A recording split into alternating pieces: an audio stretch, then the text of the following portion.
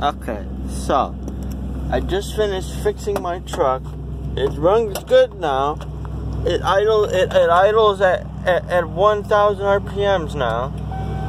Before it was just idling at like under 1,000. And I go out. Okay, this is me good now. Go to open the hood. And it sounds like this.